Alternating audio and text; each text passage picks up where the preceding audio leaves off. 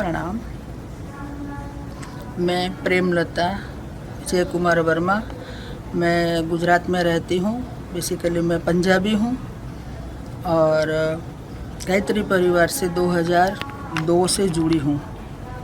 2 से जुड़ने से पहले मेरा जीवन बहुत ही गुस्से में रहती थी, क्रोध आता था और घर परिवार में भी थोड़ा सा ऐसे अनबन रहता था।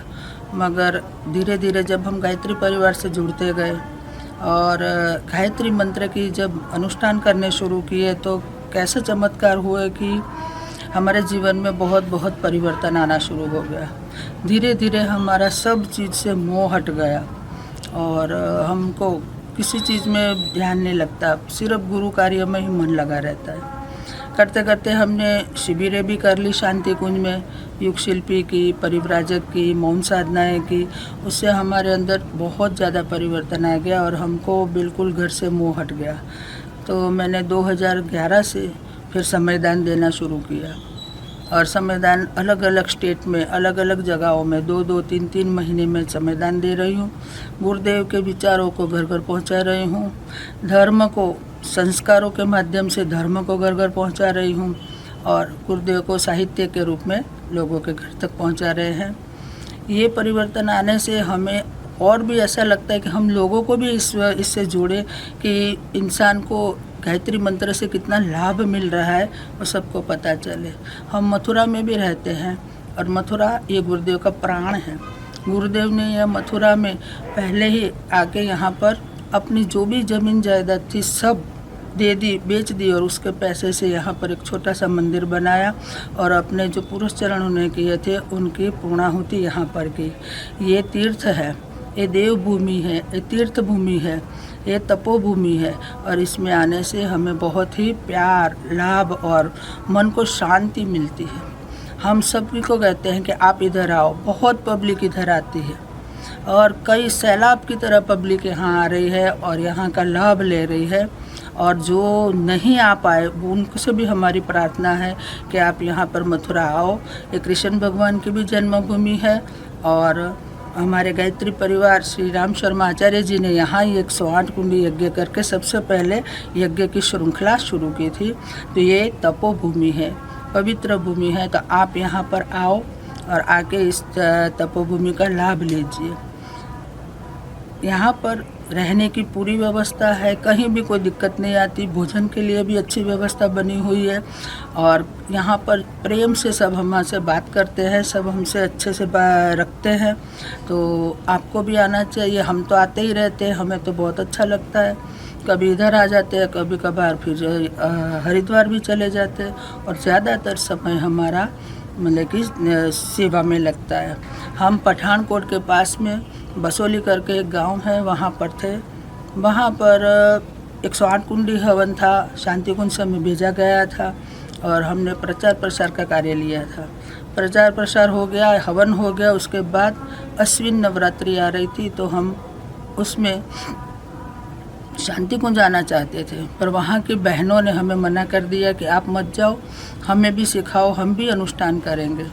तो हमने कहा आइए आप लोगों को भी अनुष्ठान करवाते। 26 बहनों ने तुरंत अपने नाम नोट करवाए और उन लोगों को हमने चालीसा का अनुष्ठान करवाया। साथ में एक जिनके घर पे हम रह रहे थे, उन्होंने, बहन जी ने बोला बहन जी हमारे घर आप रोज़ हवन करो तो बहुत अच्छा लगेगा। हमने कहा श्योर कर देंगे आपके घर पे हवन। रोज़ सुबह 7 बजे हम उनके घर पे हवन करते थे। हम हमारी माला का अनुष्ठान करते थे और वो बहनों को चालीसा का अनुष्ठान करवाते थे। कार्यक्रम समाप्त हुआ, रामनवमी को समाप्त करके और फिर हम हमारे घर पे आ गए गुजरात में। और 6 महीने बाद भाई साहब का वहाँ से फ़ोन आया कि दीदी जहाँ पर हम हवन करते थे वहाँ पर माता जी पिंडी रूप में प्रकट हुए हैं और छोटी सी पिंडी कॉर्नर में निकली हुई है माता की। और जिस जगह पे हम हवन कुंड रखते थे वहाँ माता जी के 2 चरण पड़े हुए हैं, तो आप दर्शन करने आओ। हमने कहा हम ज़रूर आएंगे, गुरुजी भेजेंगे तब आ जाएंगे। और कुदरती गुरुदेव ने दूसरे साल हमारे लिए फिर से वहीं व्यवस्था बनाई और हम वहाँ गए तो उनका घर पूरा मंदिर बना हुआ था। ये है गायत्री और ये है यज्ञ। जिसने भी मन से, श्रद्धा से, आस्था से, विश्वास से जिसने ये कार्य में किया है उनको माताजी और गुरुदेव पूरा सहयोग करते हैं और उनके घरों में पूरी खुशियाँ ही खुशियाँ आ जाती है। इसलिए यज्ञ ये हमारा सृष्टि की नाभि कही जाती है। तो इसको सृष्टि को संतुलन बनाने के लिए हमें रोज़ यज्ञ तो ज़रूर करना चाहिए, चाहे नैनो यज्ञ करो, चाहे सूक्ष्म यज्ञ कर लो, चाहे फिर बड़ा यज्ञ करो, पर यज्ञ से ही हमारा जीवन है, इसलिए यज्ञ हमें करना चाहिए। गायत्री मंत्र हमारा धर्म का सबसे बड़ा मंत्र है, वो मंत्र जपना चाहिए क्योंकि ये सूर्य मंत्र है और सद्बुद्धि का मंत्र है और इस मंत्र को जपने से सबकी बुद्धि श्रेष्ठ मार्ग पर चलती है। इसलिए इस मंत्र को हमें जपना चाहिए ताकि सबके जीवन में सुख शांति समृद्धि आए और सबका जीवन श्रेष्ठ मार्ग से चले। हमने अपने जीवन में गुरुदेव माता जी के दर्शन नहीं किए हैं क्योंकि हम तो 2002 से जुड़े हैं।